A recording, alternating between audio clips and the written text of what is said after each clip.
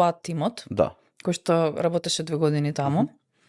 Што се случуваше на ситуации каде што требаше да интервенирате? Таму имаше стварно луди ситуации.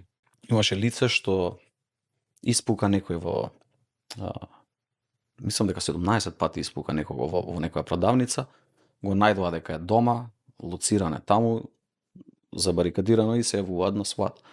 И имаме тим за преговарање, тимот за преговарање преговара, го вадиме лицето надвор, нареден, излага со панцири на него, бомба наредена на пиштол, она имаше футрола па на нога, знаеш, опрема што ти кажам, викам, овој не се предава.